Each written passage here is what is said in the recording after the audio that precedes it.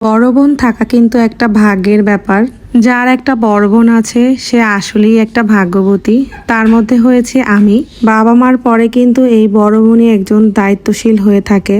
ঠিক আমার ক্ষেত্রেও কিন্তু তা একদমই উল্টো নয়। আমার আপু সবসময় আমার সব দিকে খেয়াল রেখেছে। আজকে আমি আমার আপুর বাসায় এসেছি বিকেল বেলাতে। তো এসে হচ্ছে যেহেতু অনেক গরম ছিল, বাসায় আপু বললো যে লেবুর শরবত বানাবে, তো আপু লেবুগুলি কেটে দিল। এরপরে আমি বললাম আচ্ছা ঠিক আছে, লেবু কাটা যেহেতু হয়েছে শরবতটা আমিই বানিয়ে নেই।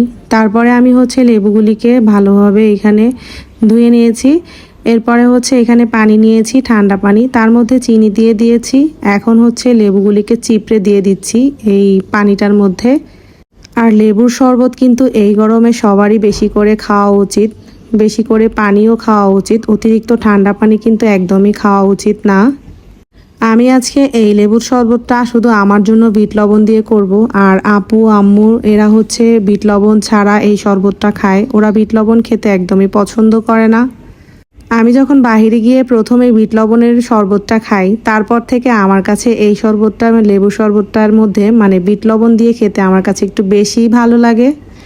আপুর বাসায় যখনই আসি তখন যদি কোনো কিছু খেতে ইচ্ছে করে, মানে রান্না করার কোনো কিছু খেতে ইচ্ছে করে, তাহলে ওইটা আপুকে বলি, আপু সেটা সাথে সাথে করে খাওয়ায়, তা যেই খাবারই হোক না কেন। আসলে বড় বোনের হাতে খাবার বলে কথা। আর বড় বোন মায়ের পরে বড় বোনই মায়ের মতোই তো হয়ে থাকে।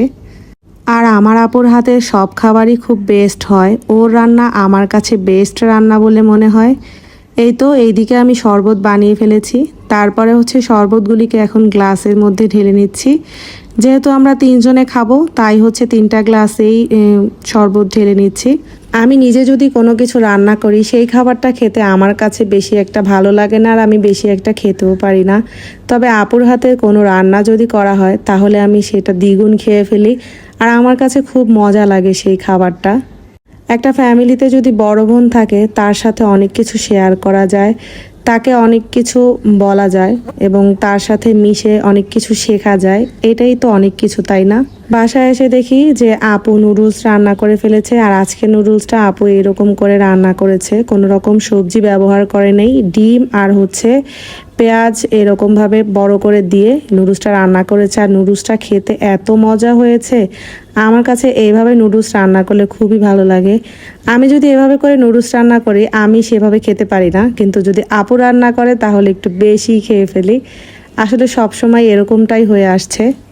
আর নুডলস আমাদের বাসার সবারই খুব পছন্দের, আমার আম্মু ছাড়া। আমরা তিনজনই নুডলস খেতে খুবই পছন্দ করি। তো নুডলস খেতে খেতে আমরা সবাই গল্প করছিলাম আর নুডলস খাচ্ছিলাম। এরপরে অনেক দিন যাবৎ হচ্ছে গরমের কারণে চা খাইনি 2-3 দিন। তো ভাবলাম আজকে সবাই মিলে চা খাবো। তারপরে আপু বললো যে আজকে রং চা বানাবো, তো রং চা বানিয়েছে।